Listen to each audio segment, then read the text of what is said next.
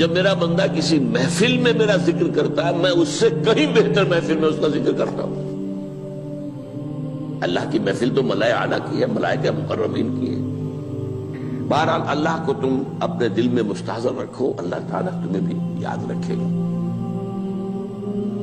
دوبارہ فرمایا احفظ اللہ تجدہ امامک تجاہک، اللہ کو یاد رکھو تو اپنے سامنے موجود پاؤ گے، جب چاہو دعا کرو تو احفظ اللہ تجدہ امامک یا تجاہک، اپنے سامنے موجود پاؤ گے۔ اذا سألت فاسأل اللہ، اب آ گیا وہ مرکزی مضمون۔ دیکھو جب مانگو اللہ سے مانگو، غیر اللہ کے سامنے ہاتھ دراز کرو ہی مت۔ ایک حدیث میں آتا یعنی حرام نہیں ہے، دنیاوی قواعد اصول قوانین کے تحت کسی سے مدد چاہنا، کوئی سوال کرنا حرام نہیں ہے۔ آپ سوال کریں، مدد لیں، اسی پر دنیا قائم ہے، ایک دوسرے کے ساتھ تعاون کے ساتھ۔ لیکن اونچا مقام کیا ہے؟ کسی سے سوال مت کرو سوائے اللہ، یہاں تک کہ جوتے باندھنے کا تسمہ تمہیں درکار ہے تو بھی کسی سے مت مانگو، اللہ سے مانگو۔ کیا پتہ اللہ کس کے دل میں ڈال دے اور وہ آ کے تمہیں تسمہ پیش کر دے۔ ہوتا ہے ایسا، بس اوقات ہوتا ہے۔ جو اللہ کے ساتھ لو لگا کر رکھنے والے ہیں ان کے تو ایسے واقعات ہوتے ہیں کہ دل میں ایک بات آئی اور اس کے بعد وہی بات جو ہے وہ کوئی شخص آ گیا اور اس نے وہ بات پوری کر دی۔ کیونکہ لوگوں کے دل جو ہے وہ تو اللہ کے دو انگلیوں کے مابین جو چاہتا پھر دیتا ہے۔ کیا پتہ اللہ کسی فرشتے کو انسانی شکل میں بھیج دے، آتا ہے فرشتہ، آتا ہے انسانی شکل میں، آتا ہے آپ کی تکلیف کو رفع کر دے، آپ کی ضرورت کو پورا کر دے، اسی سے مانگو، کسی اور سے مانگو۔ یہ ہے توحید کا لب لباب۔ یوں سمجھیے اسلام کی جڑ کیا ہے؟ ایمان۔ اسلام کا جو خارجی نظام عمل ہے، انفرادی اعمال ہو اجتماعی ہو، ان سب کی روح رواں کیا ہے؟ ایمان۔ ٹھیک، ایک بات ہو گئی۔ ایمان کا خلاصہ لب لباب کیا ہے؟ ایمان باللہ۔ جیسے ایمان بالآخرہ بھی ہے، ایمان بالملائکہ ہے، ایمان بالانبیاء ہے، ایمان بالرسل ہے، ایمان بالکتب ہے، ایمان بالقدر ہے، لیکن اصل ایمان، اسی لیے ایمان مجمل میں آپ کو معلوم ہے کسی اور چیز کا ذکر نہیں۔ آمنت باللہ کما ہوا باسمائہ وصفاتہ وقبلت جمیع احکامہ اقرار باللسان وتصدیق بالقلب۔ یہ ایمان مجمل ہے، اجمالی طور پر ایمان اس کا نام ہے۔ ہاں مفصل تفصیلی طور پر آمنت باللہ وملائکتہ وکتبہ ورسلہ والیوم الآخر والقدر خیرہ وشرہ من اللہ تعالی۔ تو اسلام کی جڑ ایمان، اور اسلام کا سارا جو نظام عمل ہے، چاہے انفرادی اعمال ہو چاہے اجتماعی، ان سب کی روح رواں ایمان، اور ایمان کا خلاصہ ایمان باللہ۔ اور ایمان باللہ کا اصل حاصل وہ ہے جو اس حدیث میں آ رہا،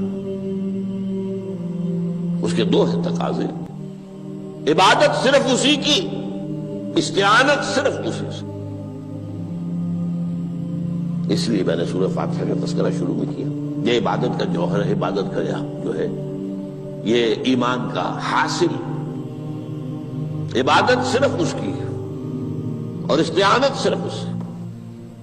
استعانت ہی میں سوال بھی آ گیا، یہ بھی مدد ہے۔ آپ کسی سے کچھ مدد مالی چاہ رہے ہیں یا کوئی اور مدد چاہتے ہیں، کسی کام میں مدد چاہتے ہیں، جیسے میں نے کہا تھا کہ سفارش کرانا چاہتے ہیں، بھی مدد ہے۔ وَإِذَا اسْتَعَنْتَ فَاسْتَعِنْ بِاللَّهِ، اور جب مدد مانگو صرف اللہ سے مانگو۔ اور وہ سارے الفاظ یاد کر لیے، استدعاء، استعانت، استغاثہ۔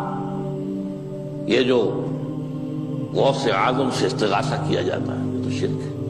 استغاثہ اللہ سے، دعائی اللہ کی، اس اعتبار سے استمداد، استعانت، استدعاء، استغاثہ، یہ سب اللہ سے، صرف اللہ سے۔ عبادت صرف اللہ، ایاک نعبد، اور استعانت صرف اللہ سے، مانگو صرف اللہ سے، جب مدد طلب کرو صرف اللہ سے۔ اور جان لو اگر تمام لوگ جمع ہو کر تمہیں کوئی فائدہ پہنچانا چاہے نہیں پہنچا سکتے، الا بشیء قد كتب الله لك وان اجتمعوا على ان يضروك بشیء لم يضروك الا بشیء قد كتب الله عليك، اگر سب مل کر چاہے تمہیں کوئی نقصان پہنچا دے نہیں پہنچا سکتے مگر وہی کچھ جو اللہ نے تمہارے لیے لکھ دیا۔ اب بتائیے خوف کی جڑ کٹ جائے گی کہ نہیں؟ یہ جو ایمان جو ہے یہ خوف اور حزن دونوں سے نجات دلانے والی بات ہے۔ جو حقیقی مومن ہے وہ اللہ کا ولی ہے، حقیقی مومن وہ اللہ کا ولی ہے۔ اور الا ان اولیاء اللہ لا خوف علیہم ولا هم يحزنون، یہ اولیاء اللہ کو علیحدہ مخلوق نہیں ہے، کوئی ان کے سر پہ سینگ نہیں ہوتے، انسان ہی ہوتے ہیں، لیکن حقیقی معنی میں مومن ان اعتبارات سے جو آج ہم پڑھ رہے ہیں ایمان اس درجے کا پہنچ گیا تو اللہ کا ولی ہے۔ ان لوگوں کے لیے خوف کس بات کا ہوگا؟ کس سے خوف کروں؟ اس کے ہاتھ میں کچھ ہے ہی نہیں، اور اگر کچھ اللہ نے میرے لیے لکھ دیا وہ آ کر رہے گا، چاہے میں لاکھ گڑ گڑاؤں اس کے سامنے کہ مجھے چھوڑ دے۔ اگر اللہ نے لکھا وہ آیا وہ تو آئے گا، تو کاہے کو اس کے سامنے گڑ گڑانا، کاہے کو جمبسائی کرنا اس کے سامنے؟ اور کسی کے ہاتھ میں کچھ ہے ہی نہیں، میرا خیر ہے ہی نہیں، کاہے کو خوشامد کروں اس کی؟ اور سنیے، رفعت الاقلام، دیکھو نوجوان، قلمیں اٹھا لی گئی ہیں، وجفت الصحف، اور جو رجسٹر ہیں صحیفے ان کی سیاہی خشک ہو چکی ہے۔ یہ ہے وہ اللہ کا علم، اس میں ہر شے لکھ دی گئی ہے، اس کی قلم اٹھا لیے گئے۔ جیسے آپ کو معلوم ہے امتحان ہوتا تھا، 3 گھنٹے ختم ہو گئے، اسٹاپ رائٹنگ، بس اب قلم رک جانا چاہیے۔ وہ قلم تو تقدیر کا کاتب جو ہے وہ قلم اس کا اب اٹھا لیا گیا، اور جو صحیفے جن پر کے لکھا گیا وہ خشک ہو گئے۔ یہ تو روایت ہے جو امام ترمذی نے جس کو روایت کیا، یہ متن ان کا ہے جو ہم نے پڑھا ابھی، اور ان کا قول یہ ہے کہ یہ حدیث حسن صحیح ہے۔ لیکن یہی روایت اور انہی راوی سے عبداللہ ابن عباس سے رضی اللہ تعالیٰ عنہما اور بھی محدثین نے کی ہے، تو اس میں سے ایک اور متن جو ہے وہ یہاں پر امام نووی نے دے دیا ہے۔ احفظ اللہ تجدہ امامک، یہ تو پہلا وہ ٹکڑا تھا، وقت تو جاہک تھا، یہاں امامک ہے، امام مطلب ایک ہی ہے، اپنے سامنے پاؤ گے۔ اللہ کی حفاظت کرو، اللہ کو دل میں، اللہ کی یاد کو محفوظ رکھو، گویا کہ اللہ کو مستحضر رکھو۔ ذکر اللہ کے معنی کیا ہے؟ استحضار اللہ فی القلب، یہ ذکر اللہ ہے۔ جنہیں ہم ذکر سمجھ بیٹھے ہیں وہ ذکر کے ذریعے ہے۔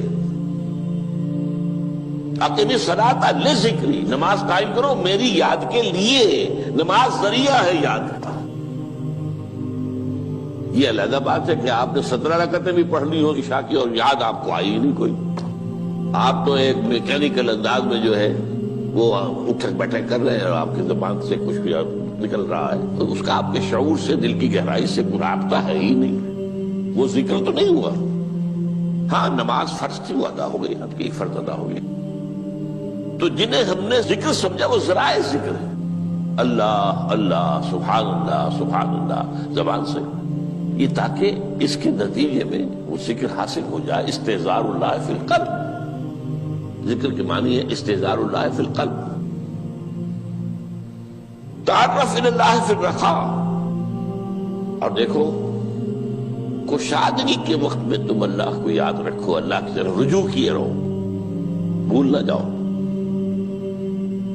وہ نہ ہو جو کبھی کہا تھا، بہادر شاہ ظفر کے اشعار میں سے بہت دور کا شعر ہے، ظفر آدمی اس کو نہ جانیے چاہے کتنا ہی رو فام زکا، جسے عیش میں یاد خدا نہ رہی، جسے تیش میں خوف خدا نہ رہا۔ وہ ہے کشادگی کی حالت میں، جبکہ تمہارے لیے کشادگی ہے، اللہ کی طرف رجوع کیے رکھو۔ یعرف کا فی الشدہ، تو اللہ اپنی توجہ تم پر رکھے گا شدت کے وقت میں، جب تمہیں کوئی تکلیف ہے، اس تکلیف کو تم پر آسان کر دے گا۔ تکلیف تو آنی ہے، جو لکھی ہوئی ہے وہ تو آئے گی،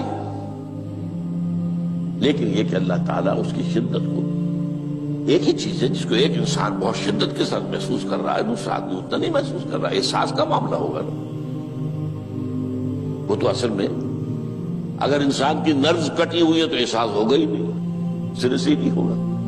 تو اس اعتبار سے اللہ تعالیٰ تمہارے لیے وہ شدت کی کمی کر دے گا۔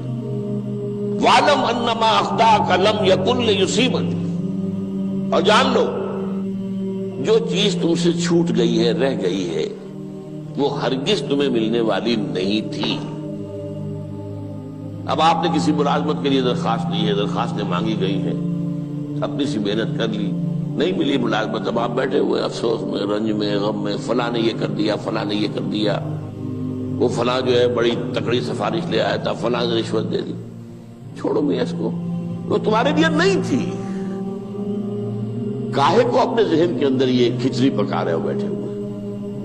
خواہ آپ شاید سوء ظن میں بھی مبتلا ہو رہے ہو، کسی نے نہ رشوت دی اور آپ سمجھتے ہو کہ رشوت دی ہے اس نے۔ یہ ساری چیزیں جو ساری سیئات، ان کی جڑ کٹ جائے گی۔ وَاعْلَمْ أَنَّمَا أَخْطَأَكَ لَمْ يَكُنْ لِيُصِيبَكَ وَمَا أَصَابَكَ، اور جو چیز تم پر آ گئی، لَمْ يَكُنْ لِيُخْطِئَكَ، ہو ہی نہیں سکتا تھا کہ وہ تم پر نہ۔ یہ کر لیتا تو ہو جاتا، شاید یہ کر لیتا، میں نے ٹیکا پہلے لگوا دیا ہوتا تو یہ بات نہ ہوتی۔ بھائی وہ جو ہونا تھا وہ ہونا تھا۔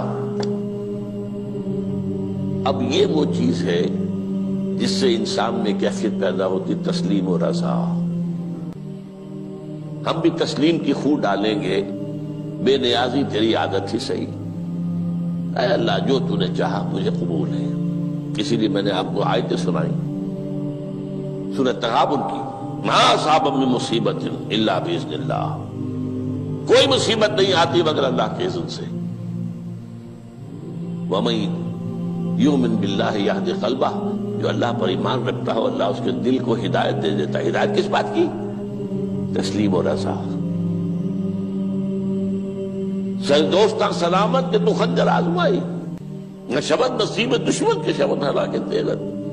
اے اللہ تیری طرف سے ہے، مجھے قبول ہے، اور بظاہر مجھے تکلیف ہو رہی ہے لیکن یقیناً اس میں میرا کوئی خیر ہے۔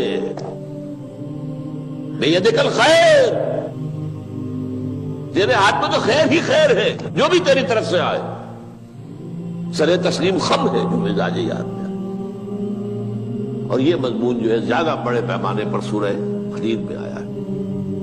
ما اصاب من مصیبت فی الارض ولا فی انفسکم الا فی کتاب من قبل ان نبرأھا، کوئی مصیبت نہیں آتی نہ تمہاری جانوں میں نہ زمین میں، زمین میں زلزلہ آ جانا، سیلاب آ جانا، کچھ اور زمین کا دھنس جانا، یا یہ ہے کہ تمہاری جانوں میں کوئی بخار ہو گیا، کوئی اور تکلیف ہو گئی، اچانک معلوم ہوا کہ انسان جو کینسر ہے اور کینسر بھی اب 3rd سٹیج کو پہنچ چکا ہے، لیکن جو بھی آیا ہے وہ اللہ کے علم کی کتاب میں پہلے سے لکھا ہوا ہے۔ فی کتاب من قبل ان نبرأھا، یہ کتاب میں درج ہے اس سے پہلے کہ مجھے ظاہر کرے۔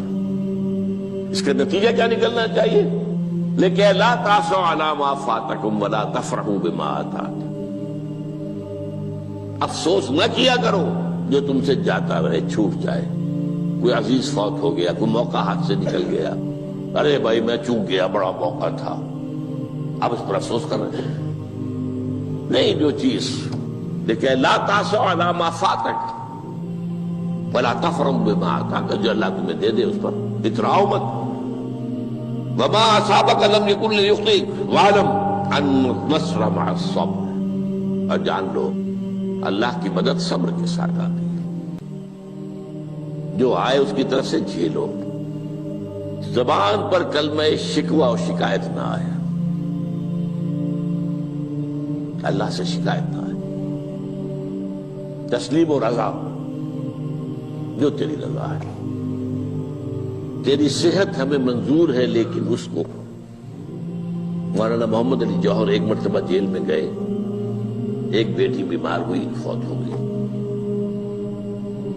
اس کے بعد دوسری مرتبہ پھر جیل میں گئے، دوسری بیٹی کو وہی بیماری ہوئی، جیل میں اطلاع ملی کہ بیٹی کو یہ بیماری ہو گئی ہے، تو خط لکھا ہے اشعار کی شکل میں، کا آخری شعر یہ ہے، تیری صحت ہمیں منظور ہے لیکن اس کو نہیں منظور تو پھر ہم کو بھی منظور۔ ہم تو چاہتے ہیں میں بیٹی کے تجھے شفا ہو جائے،